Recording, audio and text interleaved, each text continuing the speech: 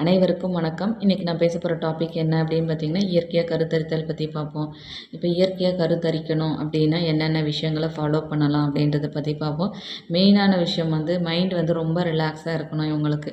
Husband wife 2 பேருக்குமே ரொம்ப mind வந்து ரிலாக்ஸாக இருக்கிறது ரொம்ப நல்லது. ஸோ ஒருத்தர் 2 பேருமே நல்லா கேர் பண்ணி பார்த்துக்கோங்க. அப்போ வந்து ஆட்டோமேட்டிக்காக உங்களுக்கு வந்து பாசிபிலிட்டிஸ் ரொம்ப அதிகமாகிடும். உங்களோட ரிப்போர்ட் எவ்வளோ நெகட்டிவாக இருந்தாலும் பரவாயில்ல, பாசிட்டிவாக இருந்தாலும் பரவாயில்ல.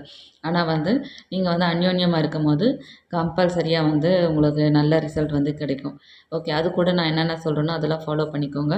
முடிஞ்ச வரைக்கும் மலச்சிக்கல் இல்லாமல் பார்த்துக்கோங்க. 2 பேருமே வந்து அந்த மலச்சிக்கல் இல்லாமல் இருக்கிறது ரொம்ப நல்லது. ஏன்னா பாடி டெம்பரேச்சர் இன்னும் கொஞ்சம் நல்லா உங்களுக்கு கண்டிஷனாக இருக்கும்.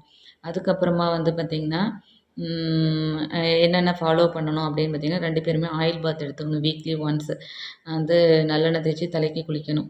அதுக்கப்புறமா வந்து பார்த்திங்கன்னா, வீக்லி ஒன்ஸ் வந்து இளநீரில் சுத்தி செய்த விளக்கெண்ணெய் வந்து 1 ஸ்பூன் 2 பேருமே ஆண், பெண் 2 பேருமே சண்டே மார்னிங் வந்து 1 ஸ்பூன் எடுத்து நீராகாரத்தில் எடுத்துக்கிறது நல்லது.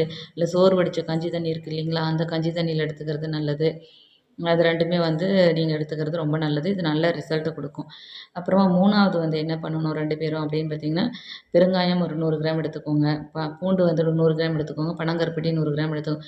3த்தையுமே நல்லா வந்து ஃபஸ்ட்டு வந்து பூண்டை நல்லா நைஸாக அரைச்சிருங்க. அது கூட பெருங்காயம் வந்து உங்களுக்கு பவுட்ரா தனியாக ஃபஸ்ட்டு அரைச்சி வச்சுருங்க. அதுக்குள்ளே பூண்டை வந்து நல்லா நைஸாக அரைச்சி வச்சுருங்க. அதுக்கப்புறமா பனங்கருப்பட்டியை போட்டு நல்லா அரைச்சிட்டு 3த்தையும் ஒன்றா மிக்ஸ் பண்ணி அரைச்சி சின்ன சின்ன உருண்டையாக வந்து ஒரு என்ன சொல்கிறது, ஒரு சின்ன நெல்லிக்காய் சைஸ்க்கு இல்லை வந்து சுண்டக்காய் சைஸ்க்கு உருட்டி வச்சுக்கோங்க.